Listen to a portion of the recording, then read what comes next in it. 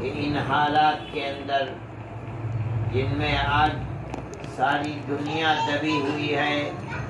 الحمدللہ امریکہ میں new York کا یہ مدرسہ جو اپنی الگ ایک شناخت رکھتا ہے اور اللہ نے اس کو قبولیت سے نوازا ہے، اس مدرسے کے اندر تعلیم کا سلسلہ شروع ہے۔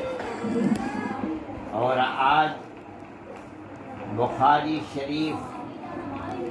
جو علم حدیث کی بے مثال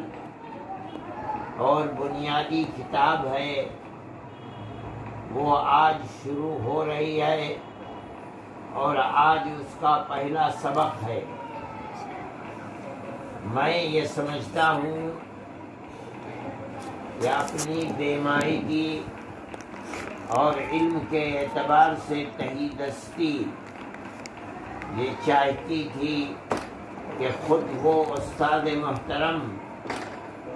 جو بخاری کا درس طلباء کو دیں گے وہی بخاری کے سبق کی شروعات بھی کرتے، لیکن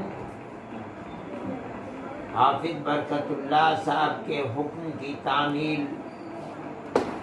میں نے کی ہے اور میں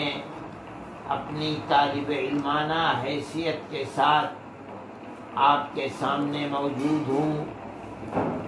اور آج الحمدللہ دارالعلوم نیو یارک کے اندر درس حدیث شروع ہو رہا ہے۔ اللہ خیرات و برکات سے نوازے اور بہتر سے بہتر انجام تک پہنچائے۔ اس بات کو طلبہ عزیز کو سمجھنا چاہیے کہ علم حدیث کہا جاتا ہے علم نسب الی رسول اللہ صلی اللہ علیہ وسلم قولا او فعلا او صفتا او تقریرا، یعنی یہ وہ علم ہے جس کی نسبت آقا انعامدار سید الانبیاء والمرسلین حضرت محمد صلی اللہ علیہ وسلم کی طرف ہوتی ہے، یعنی اس اعتبار سے کہ آپ نے زبان سے فرمایا یا آپ نے اپنے عمل سے اس کو پیش کیا یا آپ کا چہرہ انور ایسا تھا اور آپ کا قد و قامت ایسا تھا، آپ کی صفات کیا ہیں، اور یا آپ کے زمانے میں آپ کے سامنے کوئی چیز کی گئی اور آپ نے اس کے اوپر سکوت کو اختیار کیا، جائز یا ناجائز کا حکم نہیں لگایا، تو اس کو علم حدیث کہا جاتا ہے۔ یعنی جس کا مطلب یہ ہے کہ آپ جو کچھ اس کے اندر پڑھیں گے، اس کتاب کے اندر، وہ یا تو آپ کے اقوال ہوں گے کہ آپ نے یہ زبان سے فرمایا، یا آپ کے افعال ہوں گے کہ آپ نے یہ عمل کیا، آپ نے نماز پڑھی، آپ نے سجدہ کیا، آپ نے رکوع کیا، آپ نے تہجد پڑھے، آپ نے جہاد فی سبیل اللہ کیا، کس طرح کیا، نماز کیسے پڑھی، روزہ کیسے رکھا، یا آپ کی صفات ہوں گی کہ آپ اس طرح چلتے تھے، اس طرح نوش فرماتے تھے، کھاتے تھے، اس طرح پیتے تھے، یا آپ کے سامنے عمل کیا گیا، آپ نے دیکھا اور سکوت اختیار کیا،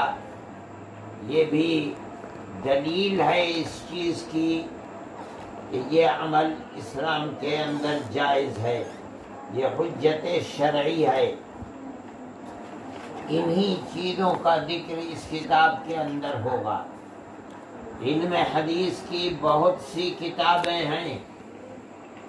آپ بھی اس کتاب کے ساتھ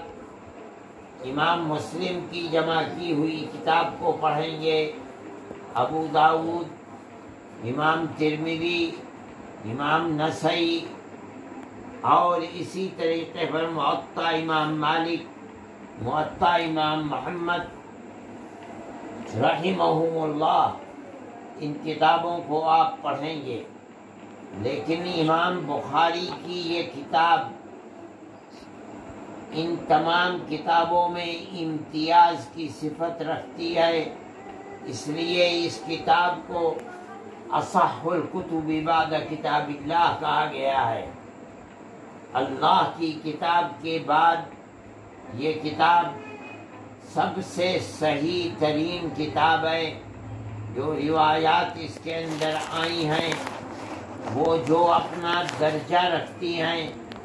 عام طریقے پر دوسری کتابوں کے اندر احادیث جو جمع کی گئی ہیں ان کا یہ رتبہ نہیں ہے۔